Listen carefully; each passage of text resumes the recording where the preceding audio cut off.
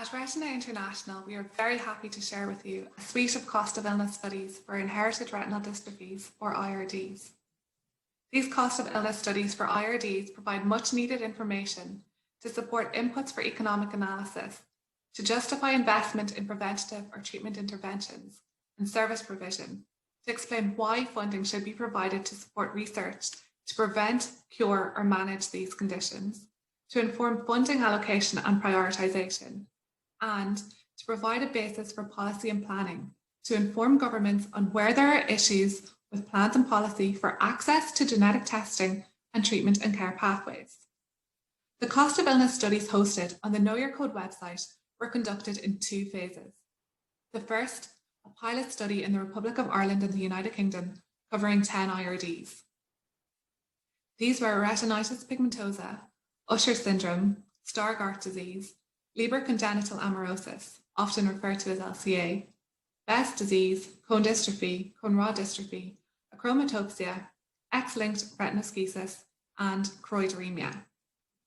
An expanded replication of this study was conducted in the USA and Canada to include the addition of the conditions Bardet-Biedl syndrome, Leber's hereditary optic neuropathy, often referred to as LHON, rod cone dystrophy, blue cone monochromacy, and a breakdown of retinitis pigmentosa to include the subgroups autosomal dominant RP, autosomal recessive RP, and X-linked RP. Generating the data for the cost of illness studies would not have been possible with the literature research and modelling alone. There was a huge gap in the knowledge and data in the IRD space. And essential to these studies was the input from 843 people living with an IRD or the parents of children living with an IRD in the USA and Canada, and input from 129 people living with an IRD or the parents of children living with an IRD in the Republic of Ireland and the UK. These individuals participated in a very carefully designed survey to support a cost of illness model, and their real-world evidence cannot be ignored. We previously reported on the total costs of 10 IRDs in the United Kingdom and the Republic of Ireland, reflecting some £523 million in the UK and €49 million in the Republic of Ireland. We have now also learned of the huge total costs, reflecting some 1.6 billion Canadian dollars in Canada and up to a staggering 31.7 billion US dollars in the USA for a given year. In all 4 studies, it has been shown that the individuals themselves and their families bear the majority of these costs. What we have learned across all 4 studies is the greatest impact and burden to those living with an IRD and their families is the impact on their well-being. In the pilot study we learned in the Republic of Ireland and the UK, this amounted to approximately 1/3 of the total costs. And now in the USA and Canada, we've learned that this amounts to approximately 2/3 of the total costs. The majority of all survey participants in all 4 studies report levels of anxiety and depression, with approximately half of all participants reporting financial stress.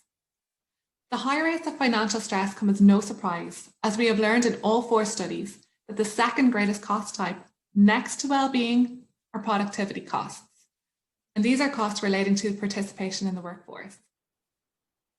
We have learned that in the Republic of Ireland and the UK, people living with an IRD were 55.7% and 40.2% respectively less likely to be in paid employment than the general population.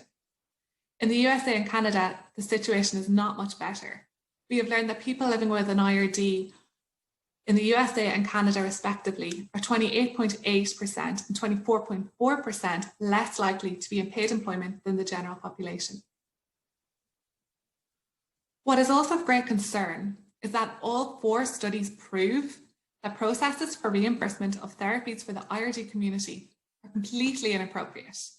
All 4 studies show that health system costs, which reimbursement processes reflect on, are extremely low, representing a mere 4.5% of total costs in the Republic of Ireland, 4.8% of total costs in the UK, 7.2% of costs in the USA, and 2.3% of total costs in Canada.